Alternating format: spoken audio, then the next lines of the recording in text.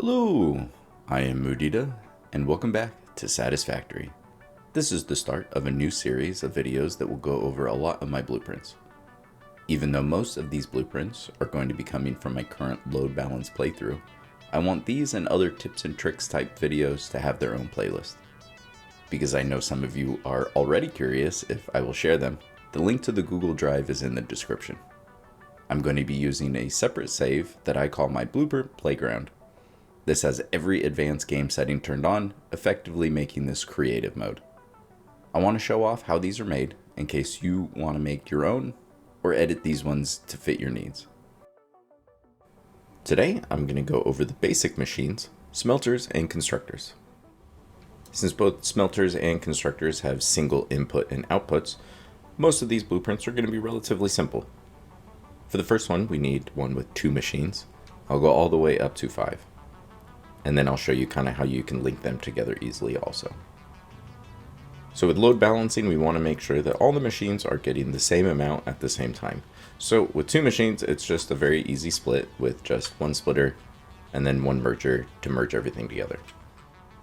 Because I build towers, I have the height set that I know each room is going to be, and so to do that, I'll just take the same walls that I would normally use, and then I zoop it up to the level that I'm going to be at. So each floor is 4 foundations high, but to make things a little bit easier, I'm going to go up to a 5th one. That way I can snap a foundation right to here. If I zoop it over 2, that point right here is dead center in the whole blueprint. So if I center these machines on each floor, that means the power connection will be right in the middle. Obviously there's lots of ways to do the power, but I highly recommend including it some way. It'll save you a good amount of time.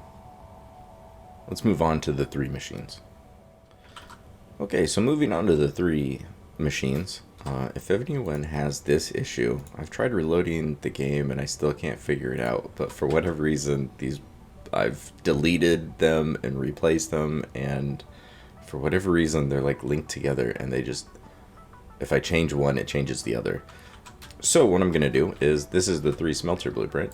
We're just going to clear this designer, and I'm going to show you how I built 3 constructors. So it's really simple, especially with constructors. They're each one foundation. So I just want to find the center point, which is right there, and then I'm just going to lay down the other 2. A 3-way split is obviously really simple. I like to see the parts moving on the belt, and so instead of placing it as close as I can, I like to give it a little bit of space. So I generally just pick the next foundation over, and it kind of helps keep everything lined up and easier for the belting in the future. I'm making these generic blueprints, so I'm just using Mark 1 belts, which means that when you do go through and set the recipes, it's going to require you double checking and making sure Mark 1 belts are fine, or if you need to change them to a different speed. And I'm just going to do the same sort of method to merge things up. Really, this is more for aesthetics than anything else.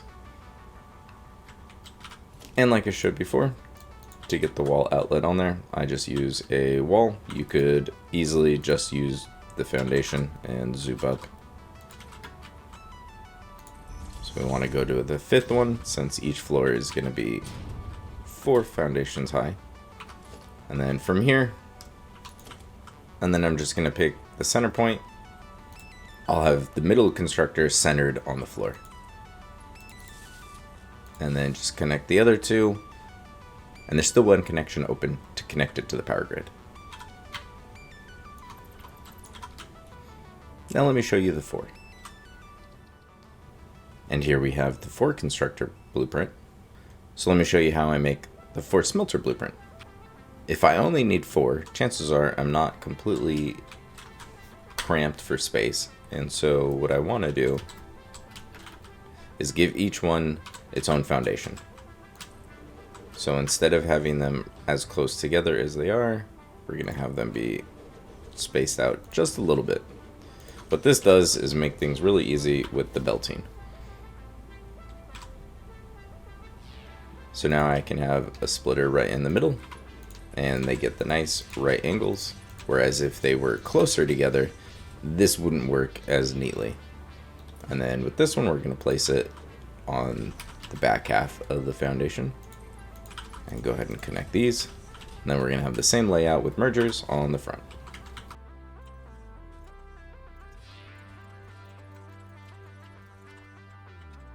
And there we go. That's 4 machines blueprinted. 5 machines is where things get a little bit more complicated. So before I show off how this works, let me show you how a 5-way split works. So if I want to split something 5 ways, I'm going to need at least 2 splitters, right? Because they only have 3 outputs each. So right there, you're going to need that many.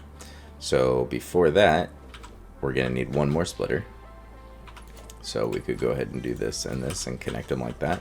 So I want to be able to use 5, right? So if we do this, we've got 5. Now to make this work, because this obviously isn't going to have the same split as this. This splits it in half, and then from a half, these are equal thirds, but splitting this in half, then we only have 2 more halves and not thirds. So this wouldn't be equal.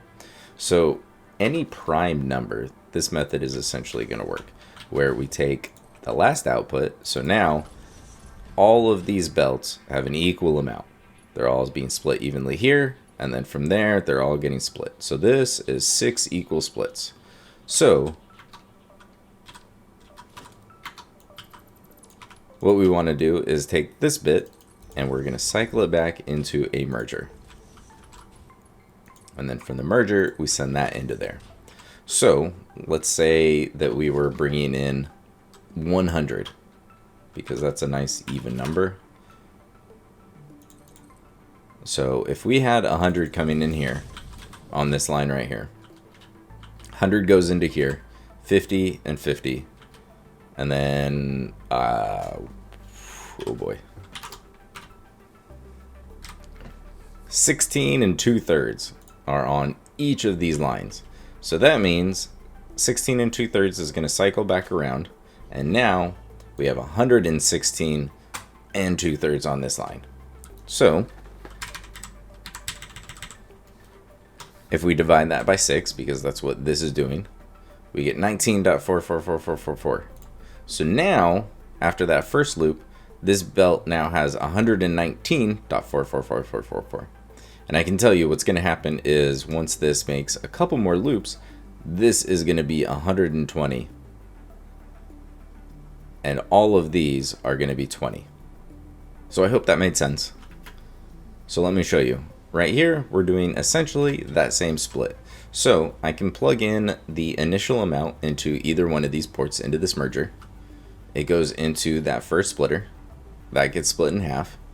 And then from there, we're splitting it 6 ways evenly with 1/6 cycling back, giving us ultimately a very even 5-way split across all 5 machines. As far as the mergers go, there's multiple ways you could do this. Obviously, a really easy way would just be a more or less manifold, and that's generally what I do, but I try to cut out as many extra mergers as possible, so I'll have the end ones merge in towards the center. This to me is the easiest and most aesthetically pleasing for a 5-way. With the even splits, I'll do it almost the exact same way as the way I split it, just because I like the way that it looks. As far as the constructor goes, it's a little bit different because they take up a full foundation and I can't cram all 5 into one blueprint. So normally I try to center the machine in the middle of the blueprint, but with these I need a little bit extra room doing the belt work. So I'm going to move these up to that top foundation, and then we're going to place 3 on this side. So it's easiest just being able to do 3 and then a 2 because of the way all of the splitters and mergers go. So let's go ahead and place the mergers. So like with the other ones, I'm just going to go ahead and put this on the very edge so I can see everything moving around. This one right here is our middle one, so this is the one facing out, and then this one will also face in towards the middle.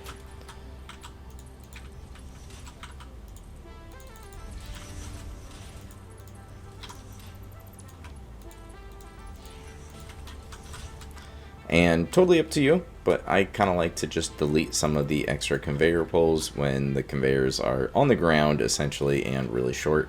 It doesn't bother me that they aren't there. So it saves me a little bit of resources and, more importantly, just objects in the game that I'm never really going to look at.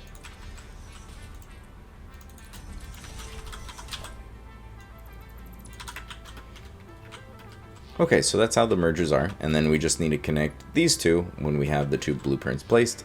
As far as the inputs go, let's go ahead and start with a merger. So the way I have this designed is for them to kind of overlap, and the reason being is I could do this a couple different ways, but this has the least amount of connections I need to complete the blueprint. So instead of having to fill in a lot of extra belts that are missing to connect the two, this only has one for inputs and then the one for the outputs. And that's why this is going to look a little bit weird, but I'll show you how to place them, and I think it'll make a little bit more sense. So with that merger in place, we're going to go ahead and place a splitter. So we're just going to place this 1 meter ahead. So with that one, since I have the two blueprints here lined up, I know that this one would be one in from that line because that got moved in 1 meter. So this, when we connect the two blueprints, is the one belt I need to place. So we can go ahead and connect these.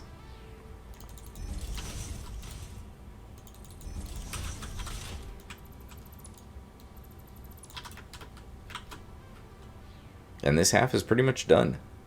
I just need to add the power. With this one, it's a little bit different. So instead of placing this one up ahead like I did with that, I'm actually going to turn this one sideways and place it in line with the side output of that splitter. Reason being is this is going to go there. This half is going to go there.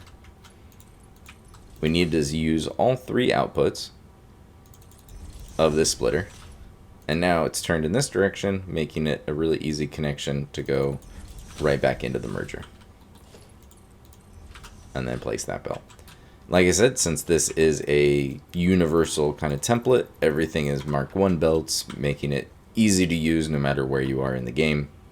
If you're going to be placing more than 1 or 2 of these, I would recommend loading up a blueprint, setting the recipe, and working out what belts each of these need to be so that you don't have to go through all of your blueprints. So you don't have to go through all the machines to place the blueprint, and you won't have to double check all of the belts. But let me show you how to place these. Alright, so let's go ahead and place them. So I've got an A and a B for the 5 constructors, so let's just go ahead and place A first. Really doesn't matter which one. The way this is designed is this right here is going to be the center of the whole group.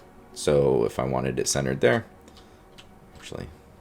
so if we place that there, then I just need to switch to my B, which if you hold down E, you can bring up the radial menu and switch to any of the other blueprints you have in that subcategory.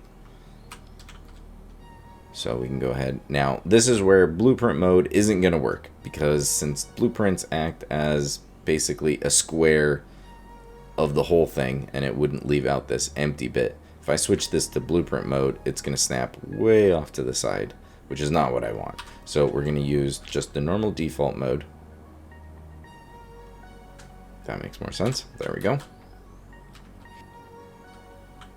And the easiest way to do it is to line up all of the mergers and make sure that those are lined up, and we can go ahead and place it.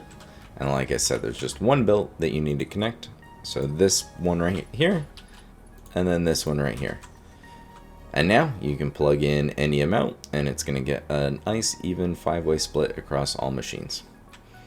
And the nice thing is with that, if say I wanted a 10-way split, I can go ahead and just copy this, place them right next to each other, connect the two blueprints. And now all I need is one more splitter. I can place that right there in the middle. And now I have an even 10-way split across all the machines. I did also make a 7-way split with Smelters, although I'll be completely honest, in the over 200 hours I have in this save, I don't think I've used this once. So I have it and I'll upload it. It's the same concept where you're splitting it 8 ways, but this last one is going to have to get sent back to a merger, which isn't even included because of the amount of splits you need. you still need to add a merger in the beginning because you're sending that bit back. So it's not my favorite kind of design. I probably could have shrunk it, maybe gotten it to fit, but that would have required these to be in the machines, and I didn't like the way. So it'll be in there, but in my opinion, once you get up to this number, a 5-way split is a very useful thing to use in this game. I've used it many times. This, in my opinion, isn't really that useful. And what I would do is just use 2 of the 4 machine blueprints right next to each other and mess with the clock speed and just underclock them ever so slightly, unless you just get some really weird numbers you don't want to work with. But with many of them, that's what's going to be the easiest, is just to kind of go up to the next easiest to work with number. So if I needed 7 machines, a lot of the times I'm just going to place 8. 9 machines is easy to do. 10 machines is obviously just 2 of these blueprints. 11, I'm probably going to round up to 12 and just underclock these machines. So that is it for the first of my blueprint videos. The link for the Google Drive is in the description. If you use them, I hope they serve you well. If you do run into any issues, please let me know. I'll be more than happy to fix them and re-upload the correct file. So that's it for now.